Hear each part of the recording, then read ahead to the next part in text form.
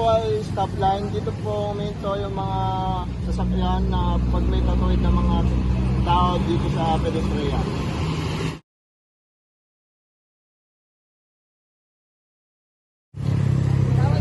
Pedestrian lane, dito po tatuwid yung mga taong pupunta po sa kabilang kalsada.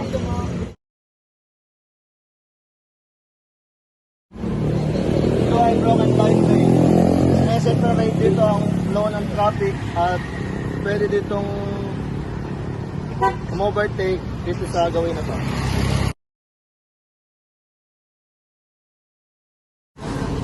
Single solid white lane.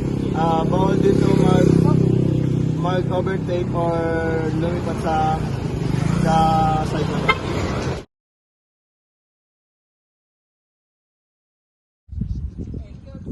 Single yellow line. Ito po ay prohibited na kung saan bawal po ma-overtake dahil karamihan dito ay na-aksidente.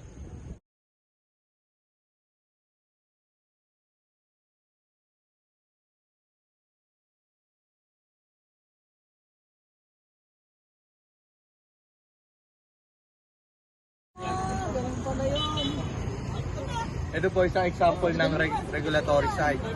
Sabihin nun, 14 tons na yung maximum na pwedeng dumaan dito sa tulay.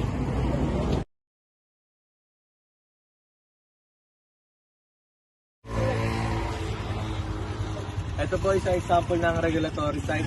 Ibig sabihin lang nito, maximum na allowable speeds ng mga vehicles yung 60 km/h.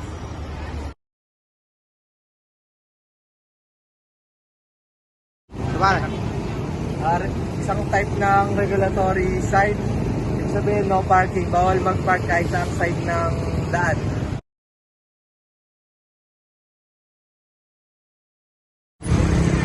Isang kahit pa uli ng regulatory sign, ibig sabihin nga no entry, bawal pumasok dito sa side na to.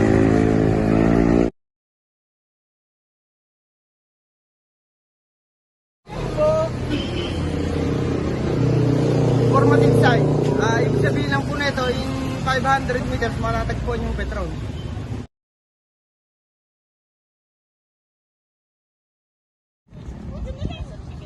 Informative sign. Ibig sabihin po nito, i-inform lang po na ito Cabanatuan yung pupuntahan.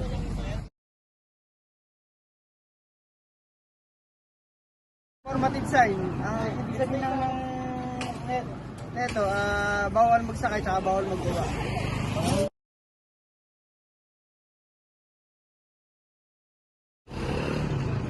Informative sign, ibig sabihin lang na ito, magdahan-dahan kasi madalas ang aksidente dito sa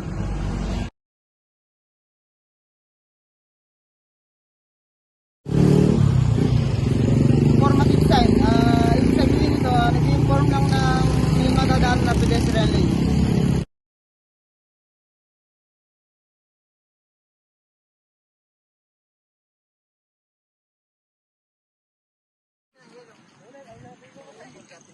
Ito ay warning sign. Nagwa-warning na merong malalim na kurba.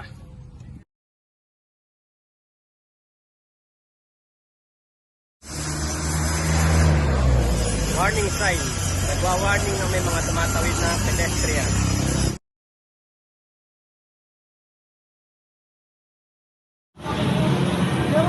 Isang uri ng warning sign na kung saan nagwa-warning sa lahat ng driver na mayroong crossing at bawal mag-block sa intersection.